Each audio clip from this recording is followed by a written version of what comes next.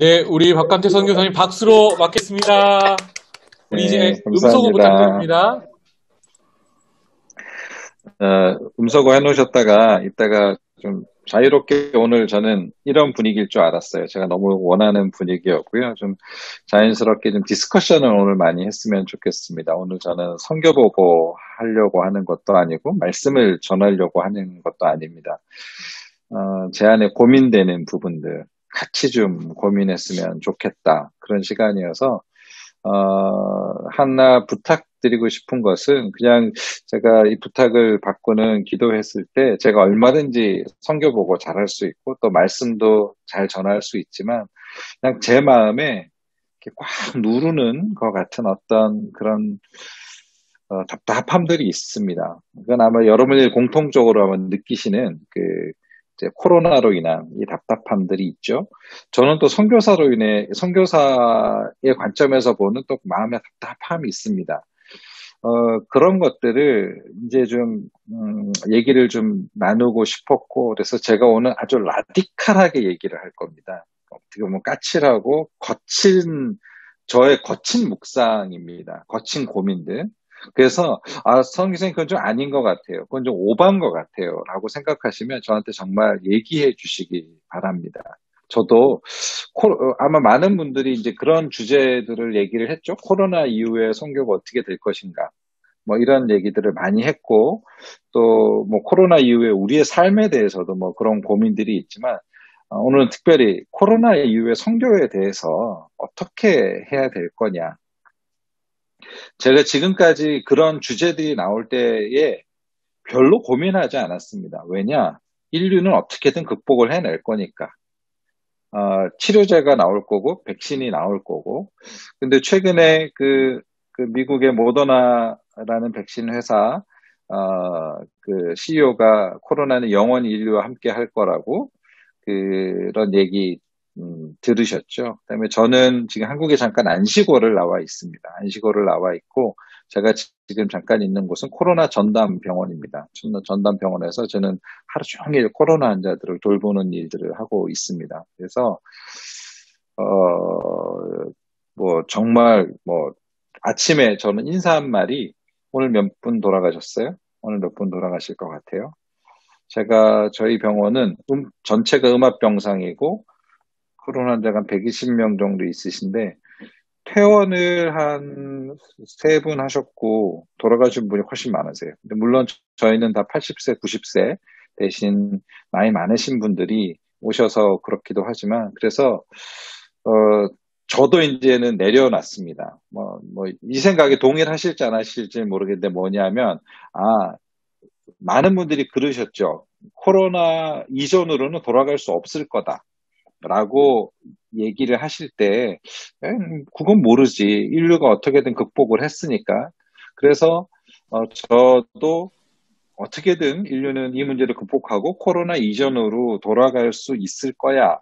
라고 생각을 하던, 희망, 좀 optimistic 했었는데 요즘은 완전히 예전으로 돌아가는 거는 불가능할 가능성이 더 많을 것 같습니다. 그래서 이제는 돌아가지 못할 것들에 대한 대비들을 좀 해야겠다.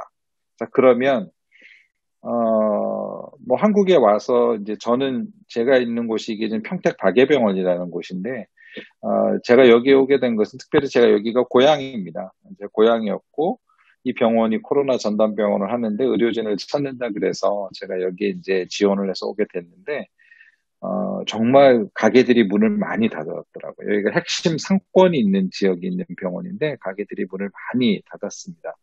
싱가포르도 한참 심할 때는 이렇게 소상공인이라고 하죠. 소상공인들이 코로나를 못 버텨내듯이 아마 선교사들도 굉장히 이 코로나로 인한 취약계층 중에 하나일 겁니다. 저는 한국에 와서 저는 부모님이 다 돌아가셨고 처갓집만 있어서 처갓집이라도 어떻게 비빌 때가 있어서 제가 지금 처갓집에 있습니다. 보통은 제가 선교관에 묵죠. 그러면 저도 나름 유명한 선교사인지라 선교관 얻는 게 그렇게 어렵지 않습니다. 몇 군데 하면 아는데 선교관을 구할래야 구할 수가 없습니다. 왜냐? 사역지에 들어가지 못하시고 코로나로 락다운이 되고 가서 아무것도 할 수 없으셔서 지금 한국에 머무시는 선교사님들이 굉장히 많으십니다. 그렇게 1년을 보내신 분들도 계시고 그러면서 후원도 다 끊어주시고 아주 어려운 분들이 아주 많으시죠. 그러면 이런 상태가 지속이 된다라면 앞으로 그러면 코로나 시대에 이렇게 비슷한 시대가 그러니까 자유로운 이동이 안 되고 이렇게 되는 시대가 된다라면 우리가 어떻게 선교를 할 수 있을 것인가? 코로나 이후의 선교에 대해서 저는 오늘 여러분의 의견도 좀 듣고 싶고 좀 이런 대안이 있으면 좋겠다. 이런 것들을 좀 사실은 자유롭게 좀 디스커션하고 싶었습니다. 그래서 그냥 우선 간단히 제가 하고 있는 사역 소개시켜 드리겠습니다. 뭐 혹시 인강장을 보신 분들은 뭐 익숙하실 수도 있으실 텐데 뭐 거기에 나왔던 주로 내용들입니다. 이게 이제 제가 있는 지금 화면이 나가고 있죠? 네. 네, 저희가 하고 있는 병원이고요. 혈액 투석을 전문으로 하고 있고요. 저는 혈관을 수술을 주로 합니다. 그래서 혈관 수술 매일 이렇게 하고 있고, 그다음에 이런 뭐 NGO 같은 걸로 시술, 뭐 어려운 시술들도 많이 하고 있습니다. 그래서 뭐 이렇게 혈관 조영술로 뭐 이렇게 뭐 풍선으로 넓히는 거, 뭐 병원은 조그만 해도 꽤 어려운 난이도 있는 치료들을 많이 하고 있습니다. 병원 건축을 시작을 했고요. 벌써 재작년에 2009년 19년 4월에 시작을 해서 전체 한 5천 스퀘어 미터, 1,300평 정도로 시작을 했습니다. 전체 $3 밀리언, 한 35억 정도 드는 병원 건축이었고요. 뭐 이런 건축도로에서 이렇게 땅을 팠고 뭐 이렇게 층을 올려서 이제 왼쪽에 있는 게 기존 병원이고 옆에 있는 게 이제 오른쪽 병원입니다. 이렇게 건축을 올려서 이제 지금은 얼추 거의 마무리가 됐고 내부 마무리하고 있고 뭐 이런 주차장 같은 데 이제 다 거의 끝났습니다. 이제 CT죠. 이게 의료 장비 구입, NGO라고 하는 혈관 조형 기계 이런 것들도 이제 다 구비해서 심장의 스텐트 이런 것들을 하려고 좀 준비하고 있습니다. 이건 이동진료 차량이고요. 이동진료 차량이 이게 인각장 나오고 난 다음에 왔네요. 이동진료 차량이 와서 이게 버스 아닙니다. 이게 버스 안에서 지금 이제 복강경 수술을 하고 있는 겁니다. 그래서 저는 혈관하고 뭐 이런 복강경, 뭐 장기 이식 이런 게 수술이고요. 그래서 지금 버스 안에서 전신 마취로 복강경 수술 이렇게 해서 지금 쓸개 담낭을 이렇게 떼고 있는 겁니다. 이렇게 한 사람에서 나온 담석입니다. 진짜 많이 나왔죠. 한 100개 넘게 나와서 거의 제가 떼어본 담낭 중에선 제일 많이 뗀 것 같아서 사진을 하나 이렇게 남겼습니다. 제가 또 이렇게 대형 면허도 따가지고 버스 운전도 제가 직접 합니다.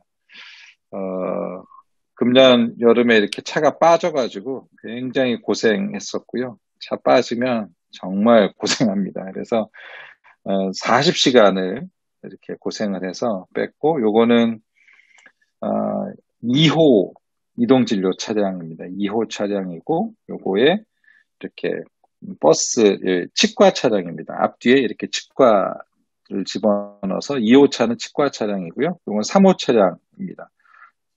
요 안과하고 뒤에는 이비인후과고 그래서 안과, 이비인후과 이렇게 전문 이동진료 차량을 준비하고 있습니다. 이거는 종합병원과 의과대학을 지으려고 두 번째 부지를 준비했고요. 지금 공항이고 이렇게 뭐 신시가지 같은 곳에 이렇게 넓은 땅을 준비를 해서 지금 뒤에는 아파트, 12년제 국제학교, 의과대학과 종합병원을 이렇게 세우려는 비전을 가지고 있습니다. 그래서 뭐 제가 이렇게 사역 보고를 해서 이제 이것들을 하면서 제가 느꼈던 것들을 우선 좀 소회를 나누고 싶습니다. 어떻게 보면 굉장히 특별한 이 사역 모델이거든요. 그러니까 저는 의과대학 교수 사역을 하러 몽골의 장기이식을 전수해주러 갔고 병원을 자꾸 시작하라는 마음을 주셔서 조그만한 건물을 누가 내주셔서 거기서 시작을 했는데 병원을 크게 지으라고 하신 겁니다. 저 병원을 짓는데 왜 어떻게 해서 짓게 됐냐면 제가 몰라서 무식해서 지은 겁니다. 제가 이렇게 병원 짓는 게 어려운 줄 알았으면 절대로 안 지었을 겁니다. 제가 정말로 태어나서 후회를 하기에 너무 늦을 만큼 병원 건축은 너무나 어렵고 힘든 일이었습니다. 그런데 저도 저게 아까 말씀드렸지만 35억 가량의 돈이 들어갔는데 이게 정말 맨 땅에 헤딩으로 누가 스폰서를 해주거나 건축비를 약속해 준 것이 없이 그냥 믿음으로 시작을 했습니다. 어떤 개인 선교사가 아마 저런 프로젝트를 혼자 시작을 해서 30억짜리 프로젝트를 하는 예가 많지는 않을 겁니다. 그래서 제가 제가 그렇게 대단한 일을 하는 선교사입니다. 그 얘기를 하려고 하는 게 아니고, 제가 이것을 통해서 하나 배운 것, 왜 이 일을 제게 하게 하셨을까? 그러면 코로나 시대에 이걸 어떻게 극복할까를 저는 제가 경험했던 것에서 어떤 클루, 실마리를 얻었다는 거죠. 자, 지금까지의 선교는 뭐가 문제냐 하면, 경쟁력이 없습니다, 선교사들이. 까놓고 얘기해서.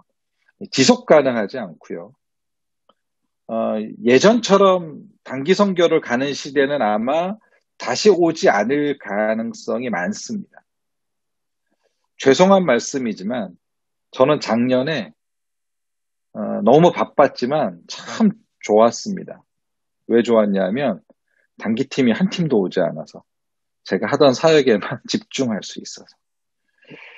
물론 단기팀이 도움이 됩니다. 단기팀이 도움이 됐는데 이렇게 어디 거기 단기 선교 갔다 왔는데 1년에 한 군데씩 이렇게 한 군데 찍고 가는, 그것이 다 은혜였고, 그렇게 가셔서 보셨던 선교사님들 아마 여기 계신 분들은 적어도 선교에 다 관심이 있고 경험들이 있으실 줄로 압니다. 단기 선교 갔다 오신 분 손 한번 들어보실까요? 네. 다 한 번씩은 안 갔다 오신 분 많으신가요? 네, 다 갔다 오셨죠? 거기서 보신 선교사님들의 모습을 한번 상상해 보십시오. 대부분 어렵고, 그러니까 제가 이런 말씀을 드릴 때, 야, 너 잘났다 그래. 너 의사여서 이렇게 큰 프로젝트를 해서 그 얘기를 하는 게 아닙니다. 지금 선교사님들이 그런 형태로 하신 선교사님들이 코로나 시대에 결코 살아남을 수가 없습니다. 들어가시지도 못하고 들어가서 아무 일도 하지도 못하고. 그러니까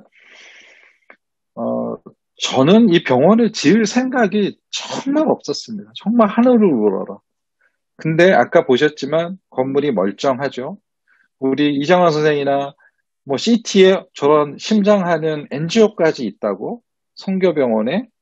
근데 그거를 아무런 스폰서 없이 그거를 지었단 말이죠. 왜 그렇게 짓게 하셨을까?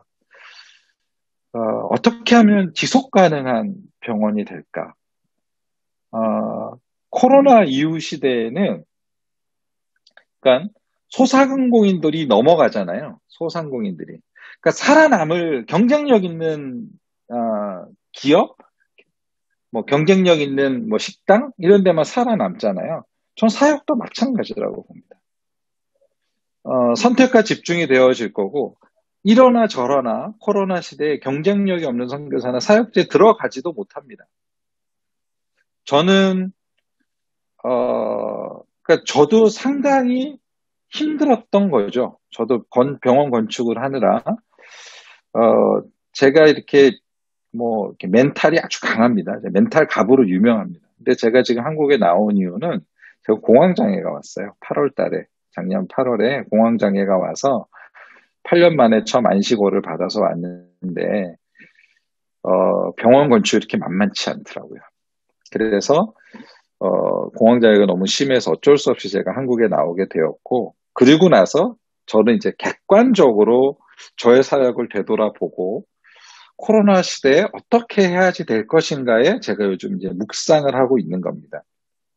그래서 왜 우리 병원 같은 병원을 짓게 하셨을까? 저희 병원의 특징은 뭐냐 하면 주인이 없습니다. 제가 시작을 해서 지었기 때문에 어느 한 교회도 어떤 한국의 어떤 큰 교회에서 턱하니 지어준 병원이 아닙니다.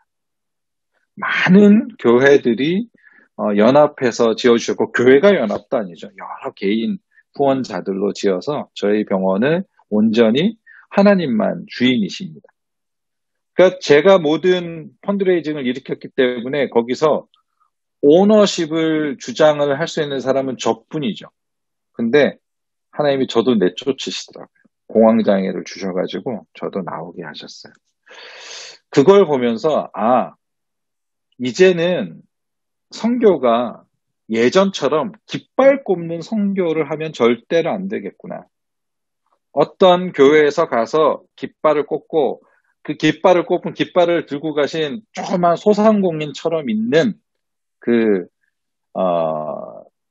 이 선교사는 서바이벌 하지 못하는, 그러니까 규모가 있어서, 그러니까 조그만 가게들이 넘어가도 뭐 코스트코, 뭐 이마트 이런 데가 살아남듯이 좋은 주주들을 가진 규모 있는 회사나 대비가 된 기업들만 살아남지, 적어도 깃발을 꼽아 놓은 형태의 선교는 살아남지 못하겠구나. 그래서 하나님께서 이 사역을 하게 하셨구나가 제가 첫 번째 느낀 것입니다. 그래서 이제는 코로나 시대에는 진정한 협력, 깃발 다 떼고 계급장 다 떼고 그렇게 하지 않으면 안 된다. 그런 면에서 저에게 어떤 면에서 이렇게 한 발짝 앞서서 이런 모델을 한번 하게 해보신 게 아닌가. 제가 제 사역을 돌아보면서 배운 첫 번째 레슨입니다.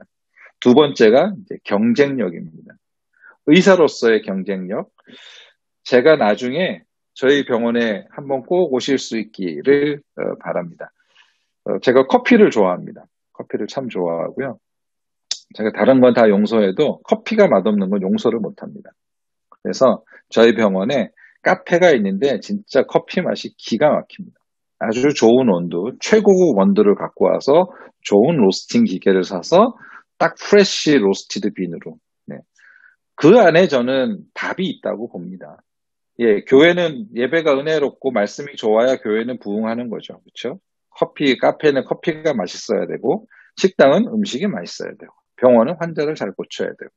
그래서 우리에게 선교의 실력이 필요하다. 제가 오늘 예배 끝나고 기도할 때 그 찬양을 준비했습니다. 믿음과 삶이라는. 믿음과 삶을 살아내는 실력이, 우리의 선교의 실력이 코로나 이후 시대의 선교의 승패를 가르겠구나. 자, 그렇게 실력을 갖추려면 그냥 한 사람 은혜로 삘 받아서 이렇게 한 사람 떨렁 보내놓고 거기서 혼자 그렇게 살게 하라고 하면 절대로 살 수 없습니다.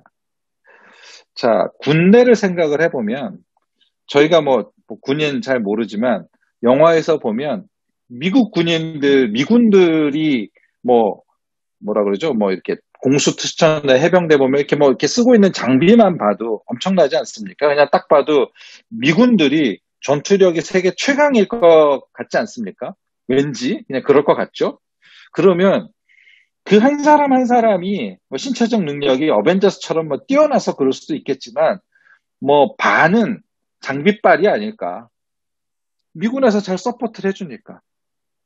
근데 우리나라의 선교, 지금까지의 선교는 선교사 하나 띡 하고 보내놓고 너 알아서 거기서 살아. 알아서 서바이벌 해.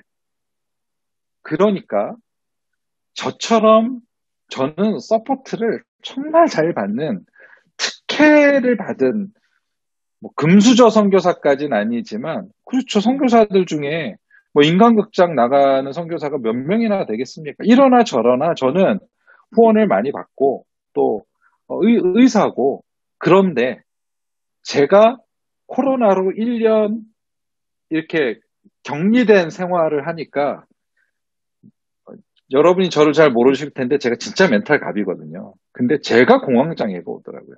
제가 멘탈이 나가서 제가 공황장애가 와서 한국에 오지 않으면 안 될 상황이었다. 이건 정말 웬만한 선교사님들은 못 버티신다는 겁니다. 제가 교만해서 하는 얘기가 아니라 저도 제가 공황장애가 걸릴 줄 몰랐습니다. 제 친구 정신과 의사가 네가 공황장애가 걸려?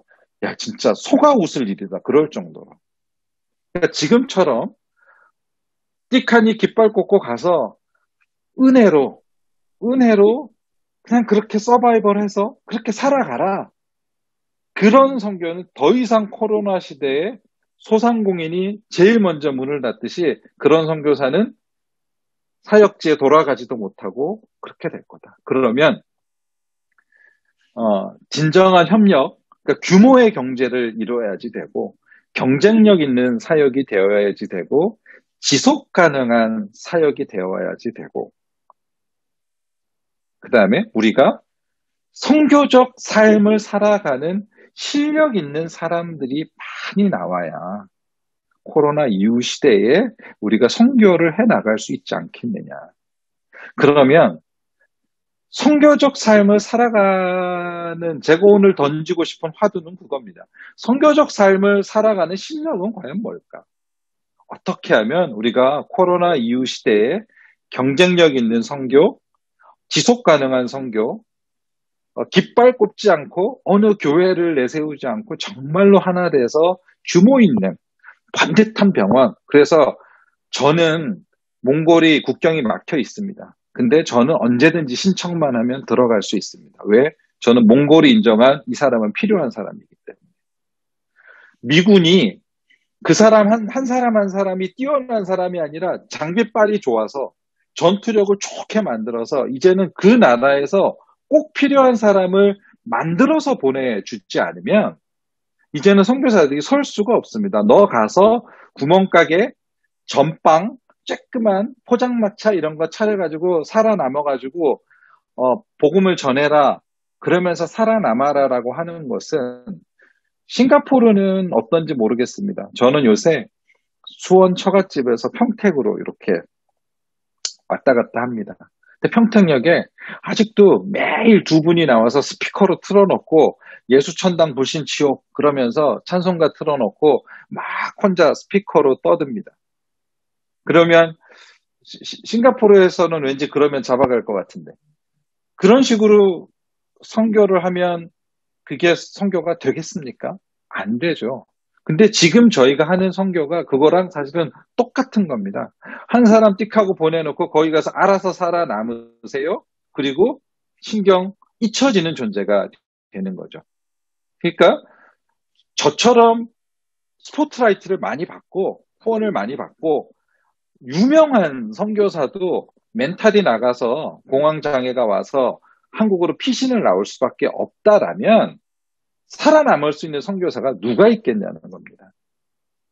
자, 그러면 이제는 우리가 앞으로 어떻게 해야지 될까? 저는 이제 그 부분을 좀 묵상을 하고 싶습니다. 그러니까 제가 생각한 탈출구는 규모가 있어야 된다. 규모 있는.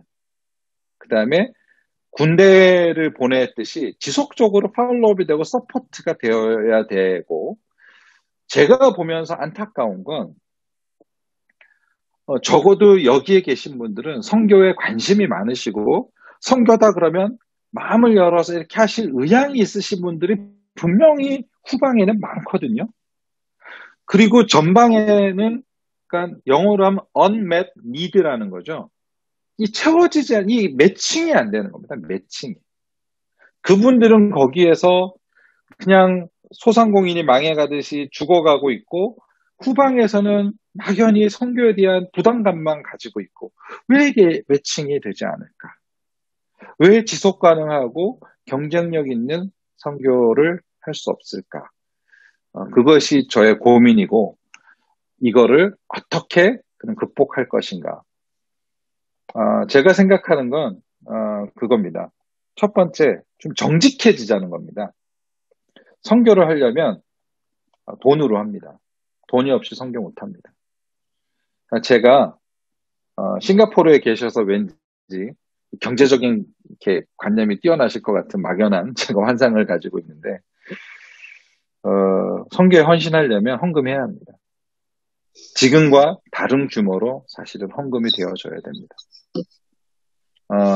선교적 삶의 첫 번째는 내가 돈 잘 벌어서 재정으로 후원하셔야 됩니다. 두 번째는 선교적 삶을 살아가는 실력이 무엇일까? 우리가 하나님 앞에 내 선교의 십자가는 이겁니다 라고 할 수 있는 그런 것들이 있어야 되지 않을까? 제가 왜 그 생각을 했냐면 제가 공황장애가 왔어요. 정말 힘들더라고요. 근데 제가 집사람한테 얘기를 못했어요. 왜냐하면 제가 집사람한테 얘기를 하면 집사람이 우리 공동체 얘기를 할 거고 우리 공동체에 저한테 제일 스트레스를 많이 주신 어떤 분이 계시거든요. 제가 그러니까 선교사들 중에는 거의 상위 1%란 말이죠. 후원으로 치면. 근데 내가 공황장애가 걸렸는데 저 공황장애에 걸렸어요. 너무 힘들어요. 기도를 부탁할 사람은 손을 꼽는데 5손가락이 안 꼽히더라고요. 제가. 그러면 어떤 급한 니드가 있거나 그럴 때 아마 SOS를 칠 수 있는 가족 외에 아마 그렇게 할 수 있는 선교사들이 많지 않을 거라는 소리입니다. 그러니까 누구든지 나를 따라오려거든 날마다 자기를 부인하고 자기 십자가를 지고 나를 쫓아라. 선교적 삶을 살아가는 거는 뭘까? 우리가 하나씩은 선교의 십자가를 지어야 하지 않을까? 네가 진 선교의 십자가는 뭐니? 저는 몽골의 아가페 기독병원에 1년에 얼마를 하고 있어요. 그것이 반드시 저는 재정과 연결이 되어야 된다고 생각합니다. 이제는 막연히 1년에 한 번 아울리치 가는 걸로 제가 오늘 아주 거칠게 얘기하신다 말씀드린다 그래서 제가 외과 의사라서 단순 무식합니다. 1년에 한 번 아울리치 갔다 온 걸로 나의 선교적 사명을 퉁치던 시대는 지나갔다는 겁니다. 적어도 그러면 제가 1년에 아울리치 한두 번 가시면 200만 원은 거기에 나가잖아요. 그러면 그 200만 원은 어딘가에 헌금이 되어졌어야 됩니다. 내가 계속해서 관계를 가지고 그 선교사님, 내가 그 선교사님 제가 제 십자가처럼 가는 그 망이 촘촘하게 연결이 돼 있지 않으면 어느 미군이 딱 떨어졌어도 그 미군은 어딘가 연결이 돼서 내가 여기서 조난을 당했다. 내가 무슨 작전을 중이다. 이게 연결이 돼서 이렇게 가는 곳과 연결이 되어 있지 않으면 그 선교사는 절대로 살아나갈 수 없습니다. 그 선교사가 들어가려고 할 때 공중 지원이 필요하고 그게 규모가 있어서 그런 작전이 되어지지 않으면 코로나 이후 시대에 절대로 서바이브 할 수 없다. 저는 요즘 제가 꿈꾸는 거 2가지를 말씀드리겠습니다. 좀 또라이 같은 비전입니다. 제가 한국에 이제 공황장애로 나왔더니 치료하고 저는 빨리 들어가려고 했습니다. 근데 목사님들이 아니다. 내가 기도를 해보니 네가 공황장애가 아니었으면 절대로 사역지를 비우지 않았을 거다. 그 병원 이미 다 지어졌으니까 너는 코로나 다음 시대를 준비를 해라. 그런 숙제를 주셨습니다. 제가 규모 있는 사업을 해야 된다. 자, 카페, 선교제도 카페가 필요하죠. 그러면 카페를 창업을 해야 되지 않습니까? 근데 그 나라에서 제일 인테리어도 좋고 커피도 제일 맛있는 머리를 깎는다 그러면 머리를 잘 깎을 수 있는 그런 실력을 가지신 분이 나는 가서 헤어샵을 해서 선교를 하겠다.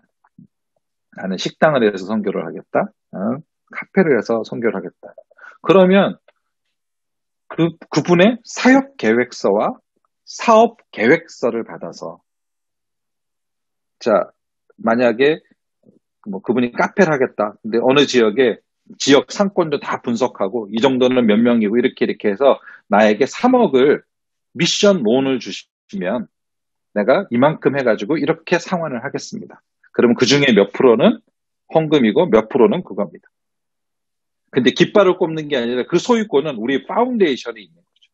그래서 저는 한 100억, 1000억 이런 미션 파운데이션을 만들어서 선교 비즈니스 미션이 하고 싶은 분이 있으면 그렇게 한번 꿈을 펼쳐 보십시오. 대신에 사업 계획서도 내고 사역 계획서도 내셔라. 그러면 거기에 전문가 팀이 달라붙는 거죠. 그 5명이 이사가 돼서 소유권을 가지고 안전하게 이양이 될 때까지. 요즘 그런 걸 좀 꿈을 꿔봤으면 좋겠다.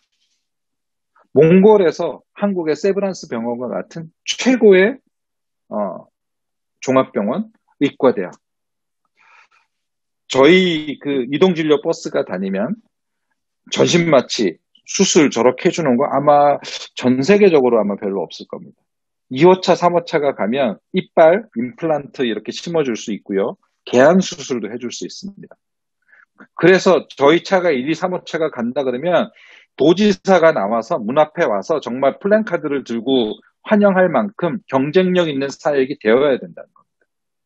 그러려면 누군가 저 버스를 사줘야 되고 누군가 그 실력이 있는 사람이 와줘야지 됩니다. 그렇지 않으면 선교지에서 살아남을 수 없고 선교의 문은 열리지 않습니다.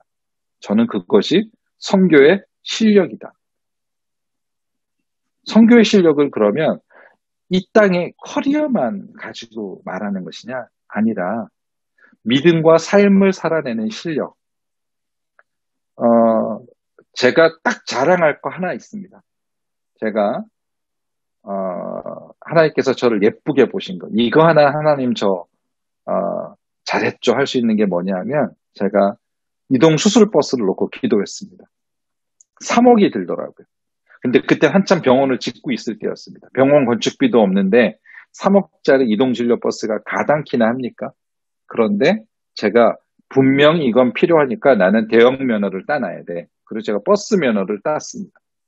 왜? 하나님이 버스를 주실 거니까. 제가 말하는 선교적 실력은 하나님을 의뢰하는 믿음의 실력. 내가 정말 하나님을 믿고 제가 아까 말씀드린 또라이 같다는 비전, 1000억짜리 펀드 만들어서 각각의 수없이 많은 거기에 미용, 카페, 거기에 애완동물 모든 종류의 분과들이 있어서 나는 그걸로 사역을 하겠다 그러면 그분이 창업을 할 수 있게 스타트업을 요즘 스타트업을 지원한다는 거 많잖아요. 왜 선교회는 그런 스타트업을 하면 안 됩니까?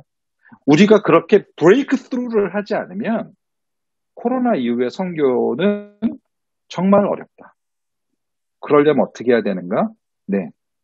선교적 삶을 살아갈 실력을 가진 사람들이 재정으로, 비전으로 헌신을 해서 내 십자가가 이것입니다. 나는 내가 이 분야에 커리어가 있고 이 분야의 전문가인데 난 이것으로 돈이 있으신 분들은 돈으로, 돈이 없으신 분들은 자기의 커리어와 이거로 서포트해주고 봉사해주고 그 지역을 계속 섬기는 이런 구조가 되어야지 코로나 이후 시대에 선교사들이 살아남고 열매들을 이루어가지 않을까 그런 생각들을 했습니다. 그래서 저는 우리가 믿음과 삶을 살아내는 실력이 필요하고 그것은 내가 하나님을 얼마나 신뢰하는가.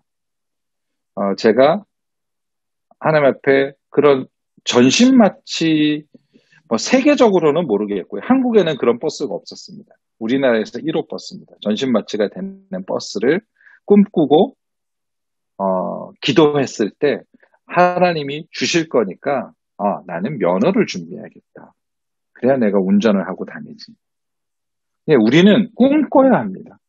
코로나 이후를 코로나로 인해서 위축될 게 아니라 코로나를 극복을 해서 4차 산업이니 언택트니 이런 시대에 어떻게 선교하고 어떻게 나갈 수 있을지 꿈꿔야 되고 그걸 브레이크트루 할 수 있는 선교적 실력, 믿음의 실력이 필요하고 그것이 있는 실력 있는 사람들이 모여서 경계를 뛰어넘어서 진정한 한 팀이 돼서 움직일 때 그런 그룹들이 많아질 때 코로나 이후에 저는 선교를 극복할 수 있을 거라고 믿습니다. 저는 그런 부분에 있어서 싱가포르에 있는 이런 그룹들이 저는 여러분이 얼마나 부자인지 모르지만 왠지 싱가포르에 있는 분들은 다 되게 부자일 것 같은 그런 헛된 믿음이 있죠. 그렇죠? 그런 파운데이션을 만드시고 소그룹으로 해서 자, 이거 하고 싶은 데는 우리한테 와라. 근데 헌금이 아니라 이사진으로 가서 투자도 되고 정말 그 사람이 대박이 나서 어느 나라에 가서 배달의 민족 같은 걸 창업을 해서 그 사람이 큰 이익을 내면 그 사람한테 배당금도 받고 이러는 선순환을 도울 수 있는 어떤 새로운 플랫폼과 새로운 구조가 필요하지 않겠느냐라는 겁니다. 저는 잘 모르겠지만 중앙아시아에서 아무튼 경쟁력 있는 병원을 만들 겁니다. 이 이동진료차 세대가 뜨면 정말 종합병원이 다녀서 이빨이 없는 사람도 이빨 팍팍팍 심어주고 수술해주고 눈먼 자들 눈을 뜨게 하는 정말 예수님 시대의 그 일들을 이동진료차를 통해서 하려고 합니다. 그것들을 통해서 분명히 복음이 일어날 겁니다. 그러면 돈이 필요합니다. 예전에 이렇게 그 단기 선교 열심히 다니셨던 그게 헛되지 않습니다. 그것도 굉장히 필요합니다. 현장을 알아야 됩니다. 이제는 그냥 한번 가서 삐죽삐죽이 아니라 그 선교사하고 잘 알아서 정말 그 선교사하고 저를 커피 로스팅을 도와주시는 분이 계세요. 품종을 이렇게 샀다 그러면 뭐 몇 도에서 퍼스트 팝을 하시고 세컨드 팝을 하시고 무슨 프로파일을 어떻게 하시고 저렇게 하시고 저의 로스팅을 백업해 주시는 어떤 집사님이 계세요. 그분은 뭐 저를 만나면 한국에 가서 만나면 커피 얘기만 1시간 2시간 합니다. 막 커피 마시고 그런 깊숙하게 본디드 되어 있는 미군의 어떤 한 사람이 아주 밀접하게 여러 이사령부 저렇게 돼 있듯이 후방과 연결되어 있지 않고 보급과 이게 되어 있지 않으면 코로나 시대에 다 죽습니다. 그리고 이미 많은 선교사들이 죽어가고 있고 사역지에 못 돌아가고 있고 사역지의 기반이 허물어지고 이렇게 가고 있습니다. 그런 꿈을 꾸는데 우리 좀 싱가포르 우리 교회에 계신 분들이 앞장서 주시면 싱가포르의 위치적, 지리적, 위치적 그런 경제적 그런 백그라운드가 그런 것들을 앞장서실 수 있는 그런 게 아닐까 싶습니다. 이 찬양 같이 들으시면서 이렇게 부르시면서 끝나고 나서 기도하고 또 여러분들 의견 듣고 디스커션 했으면 좋겠습니다. 소리 들리시죠?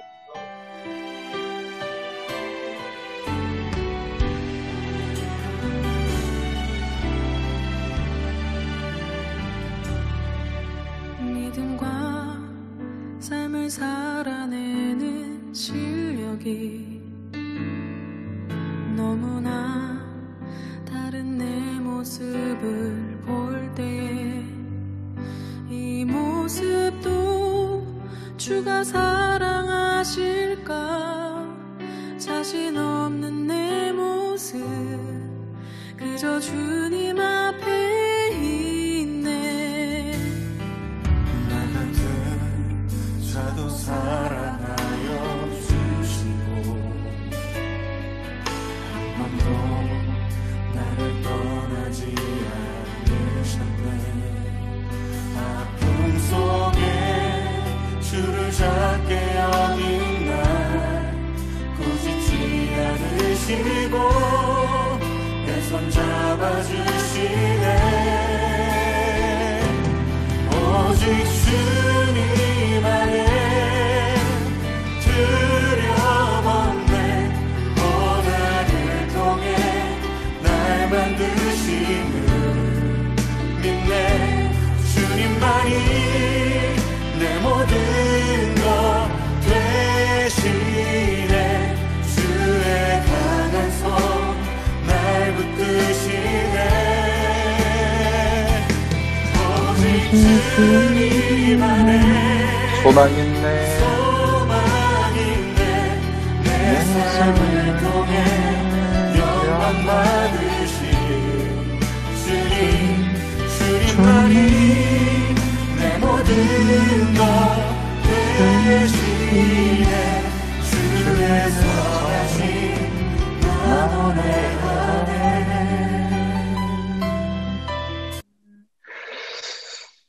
예, 저희 가운데 이렇게 믿음과 삶을 살아내는 실력, 선교적 삶을 살아내는 실력이 이렇게 필요한 줄 믿습니다. 그래서 오늘은 저는 코로나 이후 시대에 어떻게 우리가 선교적인 브레이크스루를 할 수 있을까? 어떻게 경쟁력 있고 지속 가능하고 정말 하나 된 코로나 시대에 정말 복음을 전할 수 있는 효과적인 선교를 할 수 있을까? 제가 요즘 고민하고 있는 내용들 좀 함께 꿈꿔갔으면 좋겠고 지금까지 해보지 않았던 이런 것들을 좀 해봤으면 참 좋겠다. 이런 십자가들을 하나씩 지고 갔으면 좋겠다. 이런 제안 겸 저의 묵상을 그냥 고민입니다. 고민. 오늘은 뭐 설교나 이런 것들이 아니라 그냥 고민하고 있는 것들을 나눴습니다.